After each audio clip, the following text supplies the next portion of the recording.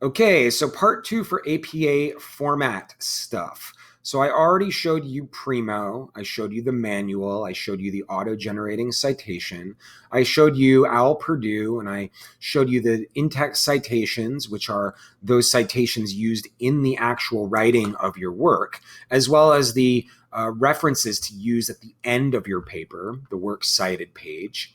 And then I also showed you that there are some potentially bad or potentially unrecommended tools available in the search engines. I also pointed out at the beginning of the last video that we have this section here, research tools. Research tools will lead you to a variety of tables that you can expand to explore better ways to conduct research at this school. For this video, I'm going to show you the citation reference resources. As you can see, we have citation style guides here, a link to OWL Purdue, the official APA style website, a link to Zotero, which also creates style, manages citations, and then this tool, which I'm going to explore today very briefly, Noodle Tools. This is one of our highest recommended tools that we encourage our students to use. Clicking on it for the first time in a session will ask you to enter your SID. Once you're here, you will need to create a login. And let's see, I'm not sure if I remember my login here, but let's try it out. Nope. This might take a moment, and perhaps I should have done this ahead of time. Okay, there we go. Once you create your account, you'll be taken to all of your active projects. If you don't have any active projects, this page will be blank. For an assignment, you can create a new project. You can select this, video example project, select APA, and then select one of the citation levels. I always encourage the most advanced because I think the most highly of myself and the students I work with. The dashboard gives you the ability to put in details about your work and your project in case you need to remember them. There's also collaboration access here. But what we're really interested in for our project is this sources section.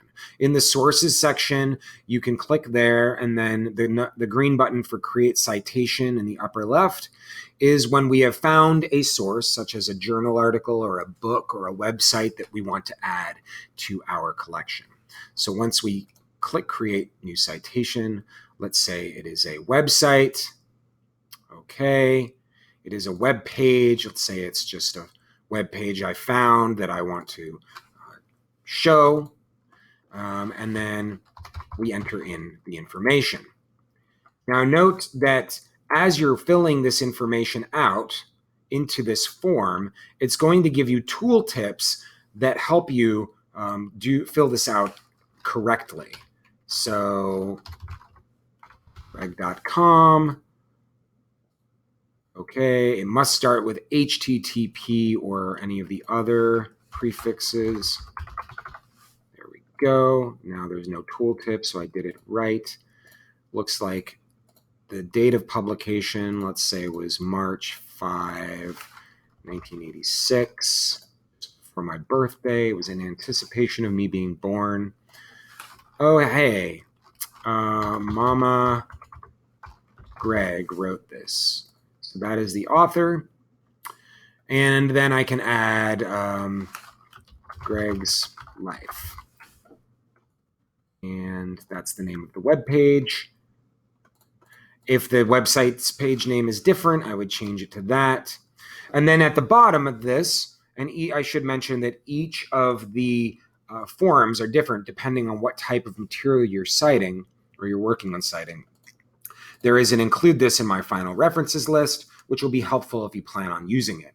Now, if you have a lot of resources and you're going to filter through some of them, you don't know if you're actually going to use all of them, you might not want this checked. But for us, oh, I need to create the role. Mama was the author. And there we go.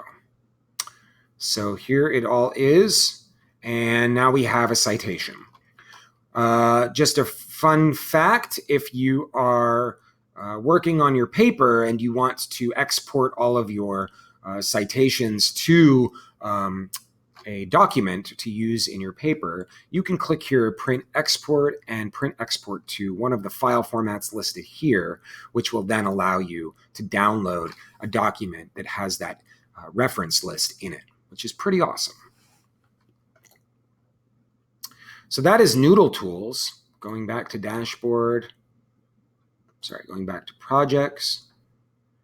The video example project that we've been working on is here, and I can easily go back into it if I want to add more sources or export those sources or whatever.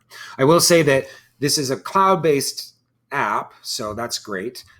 It is great for tracking and managing the sources that you're looking at during your research. So as you do more complex research with more requirements, this ends up becoming a great way of tracking and saving and storing and managing all of those sources that you're using.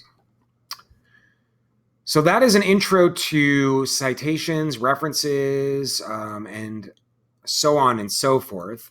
I realize that I haven't really gone into the components of the citations. I think that is something that could be explored in a future video. I will say that as you're exploring all of these, just keep a note that they are very rigid. So, for example, in the reference list, if you're doing a book, all of these pieces of information are, if available, required in this reference. So the author, the first initial and the middle initial of the author, the year of publication, the title of the work in italics, and then also use a capital letter if there is a subtitle, and then also location and publisher information.